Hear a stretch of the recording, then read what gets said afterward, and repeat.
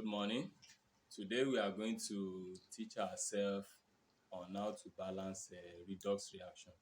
So many àwọn ọmọ ti pọ̀ tán ti fún mi ní issue lórí redox reaction, but let me see how we can prepare, how we can balance it. It's going to be a 2 video, but one will be, I will do one now, then much later I will now do the other one.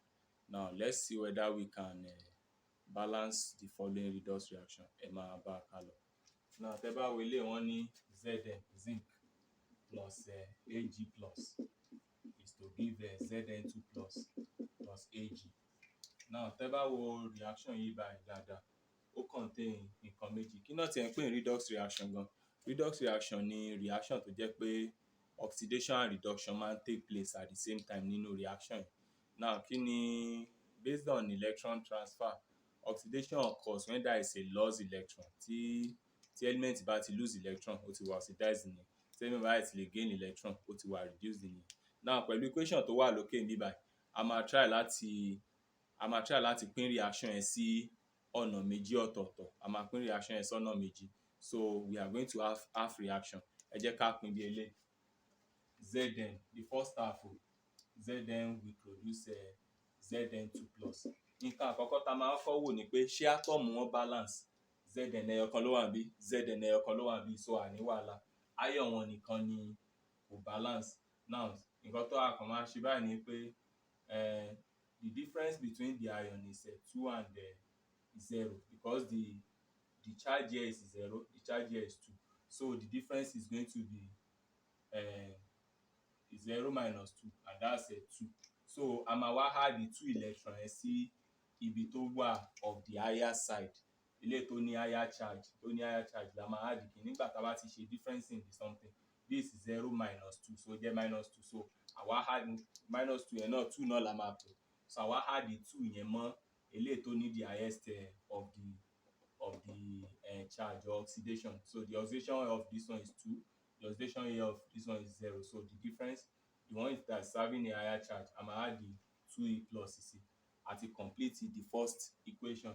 So irú eléyìí báyìí sìn, this is oxidation, because this zinc has lost 2 electrons. Now ẹ ká wo oxidation. Now ẹ ká wo the other one, Ag plus. Ó wá fún wa ní Ag. Now tẹ́ bá wo eléyìí dáadáa, the charges also, the atoms are balanced, kò sí wàhálà lórí ẹ̀. Atoms yẹn balance, kò sí wàhálà lórí ẹ̀. So but the charges are not balanced. The difference, the oxidation of this one is 1, this one is 0. 1 minus 0 is 1. So we are going to add 1 electron to the one that is having the highest charge, which is this one. Highest oxidation, which is this one. This one we are going to have E minus. So eléyìí ti balance ní títí ẹ̀ báyìí. Now a máa wá wò, one thing about this redox reaction ni pé electron, the two half of the reaction, both the first half and the second half, ó gbọ́dọ̀ balance, ó gbọ́dọ̀ get the same electron, so that wọ́n á lè cancel out at the end of the process. Now tẹ́ bá wo eléyìí dáadáa, this one is also a reduction reaction, because this aluminium, this silver has lost this silver has gained the electron there. Sorry. Now all we need to do is that we are going to do it as if gbígbà wọn sọ pé à ń ṣe simultaneous equation. Kí electron wọn bá lè balance, a máa ní láti multiply the first half by 1 and we multiply the second half by 2. So we multiply this by 2. So what are we going to get here? We are going to get 2e minus plus 2ag plus to give us 2ag. So nígbà tá a bá ti multiply báyẹn, a ṣe máa wá kó the first reaction, which is reaction 1 and reaction 2. A ṣe máa wá kó wọn papọ̀. Now Zn, on the reactant side, we have the Zn. So electron ilé máa kọ́kọ́ cancel out. So on the reaction side, a kó ogun nǹkan tó wà níbẹ̀. We have the Zn plus 2ag plus to give us Zn2 plus 2ag. Àti parí the first example báyẹn, ìyẹn ti clear tó. Now ẹ ká ṣe the second example.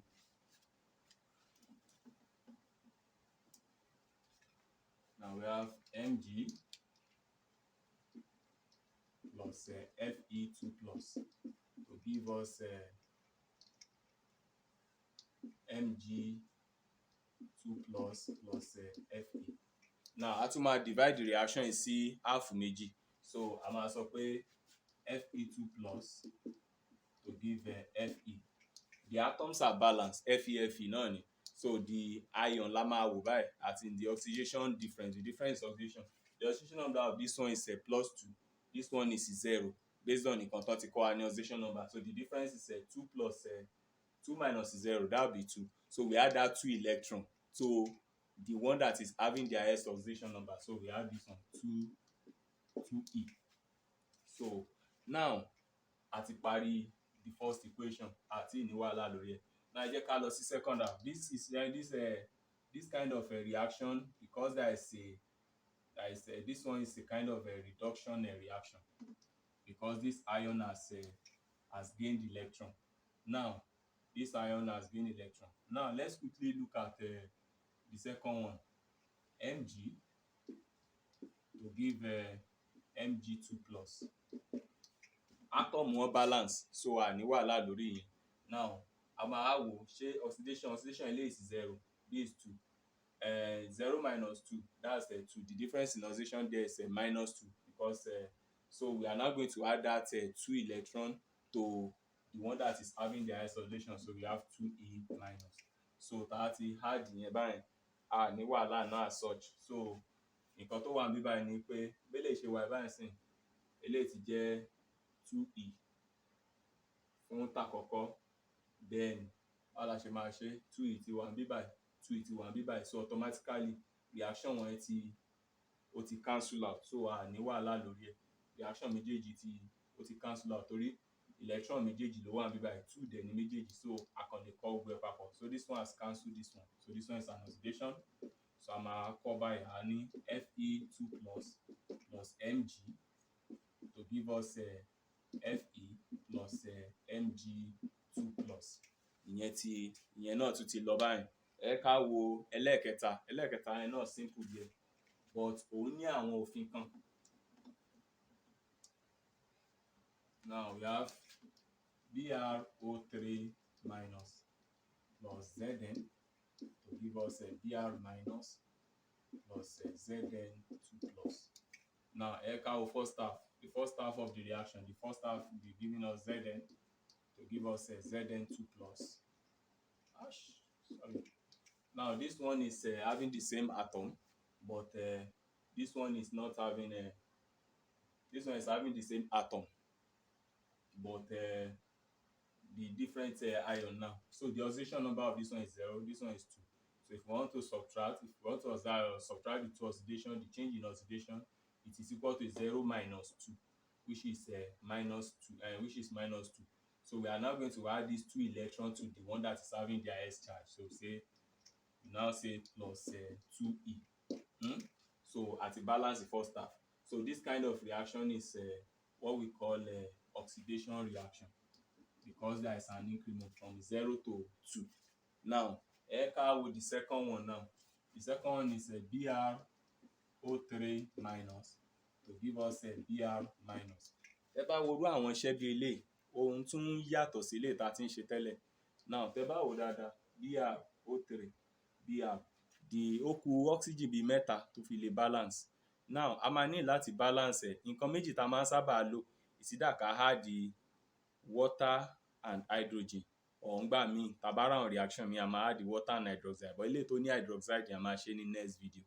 So now tẹ́ bá wo eléyìí báyìí dáadáa, in order to balance the oxygen that is here, mo máa ní láti, in order to provide the 3 atoms of oxygen tó wà níbí báyìí, mo máa ní the 3 H2O.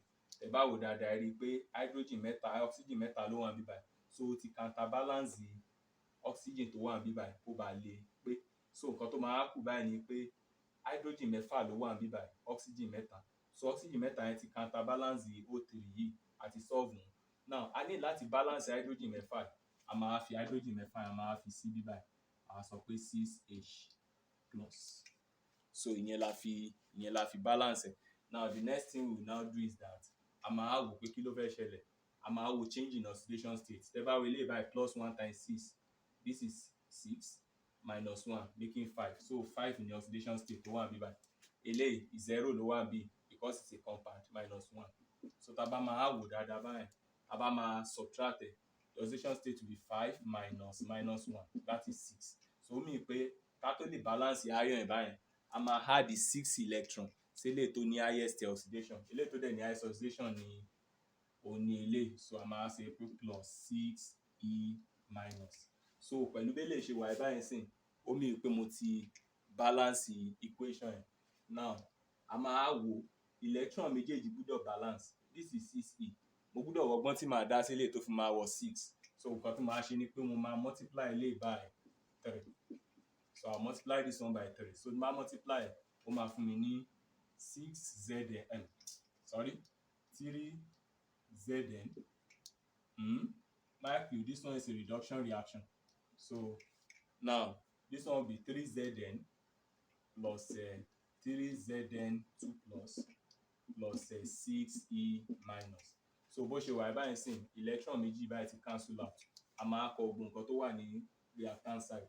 Nǹkan tó wà ní reactant side now be 6H plus BrO3 minus plus 3Zn.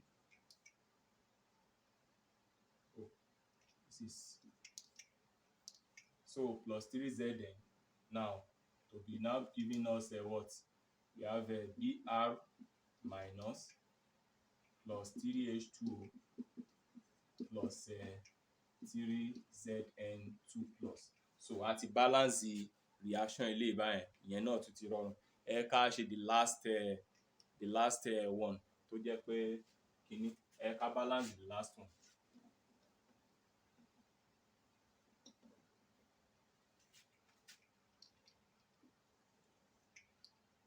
Now we have Fe2 plus MnO4 minus to give us Fe3 plus Mn2 plus.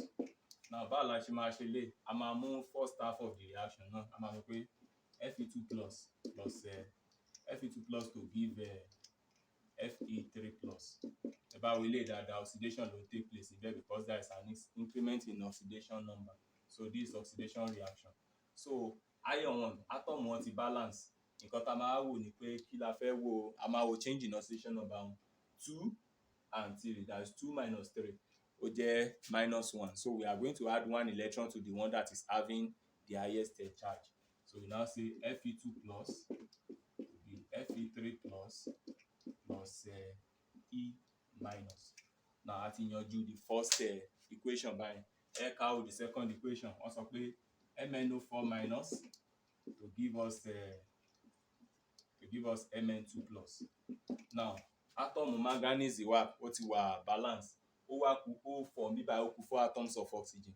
A máa lo 4 moles of water láti balance ẹ̀ ká lè achieve aim wa. Now pẹ̀lú ilé ìbáyìí sìn, a ti ní 4 water and 8 hydrogen, 4 oxygen and 8 hydrogen. So a balance oxygen mẹ́rin tó wà bíbá, ó wá kù hydrogen tó wà bíbá, hydrogen mẹ́jọ. A máa ní láti add the hydrogen mẹ́jọ yẹn kó lè balance, so 8H plus. Now tá bá ṣe ilé ìbáyìí sìn, báwo la máa get the oxidation state wa? Now oxidation state eléyìí, this is 6, this is 8, because this is plus 1 times 8, that's 8, minus 1, that's 7. So oxidation state eléyìí is 7. Now this one is 0, 2, so this one is 2. The difference in oxidation is 5. So I mean, I might add the 5 electrons eléyìí tó ní highest oxidation state. So I might add the 5 electrons sí eléyìí, we say plus 5e minus. So tá a ti add ìyẹn báyìí, ó ti rọrùn. A máa wò pé kí la lè ṣe o.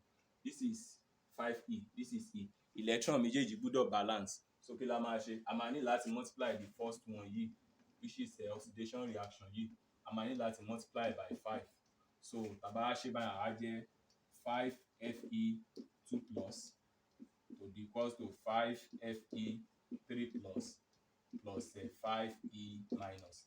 So 5e máa cancel ara wọn. A máa kó gba nǹkan tó wà ní reactant side. MnO4 minus plus HH plus 5Fe2 plus. Then àwọn nǹkan tó wà ní product side, a máa kó náà Mn2 plus 4H2O plus 5Fe3 plus. Now I hope you find the video so helpful. If yes, kindly subscribe to our channel and like our video. Thank you so much, and God bless you.